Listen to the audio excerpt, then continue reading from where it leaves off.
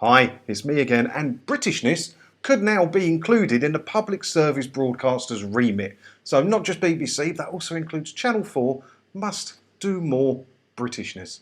What does Britishness even mean anymore? Let's take a look at the story, shall we?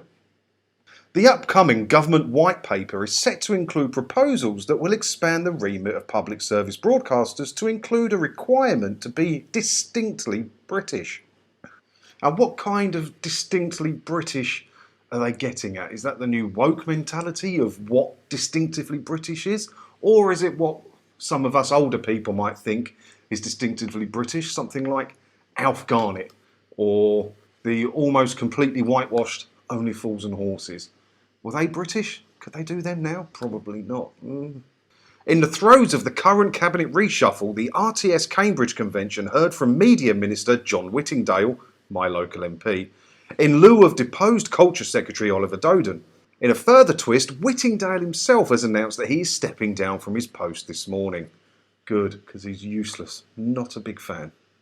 With reference to the potential change in the public service broadcaster remit, Whittingdale said, "If it's set in Britain and made in Britain by our public service broadcasters, then it should be distinctively British."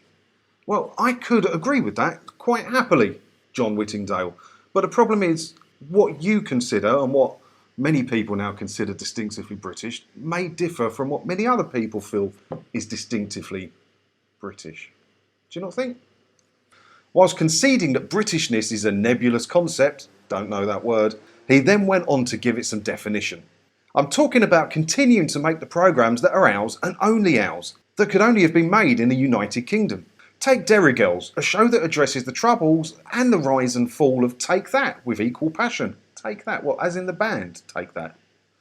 "It could only have been made here. Likewise, what other country in the world would have come up with a concept as bonkers but brilliant as Gogglebox?" Ah, okay, so John Whittingdale thinks Gogglebox is brilliant. Watching people who are watching people watching telly. Oh dear. I'm not sold on this anymore, Mr. Whittingdale. I'm glad you have stepped down from your post, sir. Fleabag isn't Fleabag without its British sarcasm and self-deprecation. Don't know, never watched it. And the last episode of Blackadder Goes Forth, when the squadron goes over the top, would never have been as poignant without that classically British dash of restraint.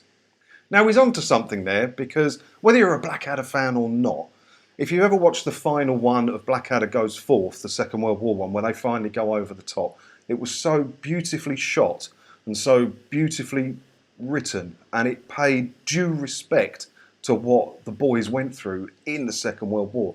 It was superb. Whether you're a Blackadder fan or not, if you've seen it, I think it's fair to admit that. Could that be made today? I don't think it would. I don't think it would. I think they'd want to put women and things in the trenches just to make it more appropriate for today's viewing, even though it never happened really like that, did it? Well, I don't know. I don't think they would do anything like that again. That is proper Britishness to me, that final episode of Blackadder Goes Forth. It was superb. I don't think they could do that today. But what do you think? What do you think Britishness means now, and what will that change on public service broadcaster remit?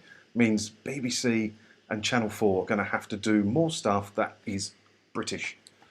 What does that mean to you? Let me know in the comments below.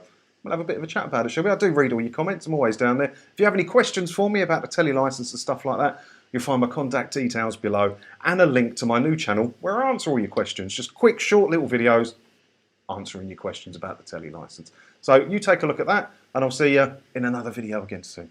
Thanks for watching.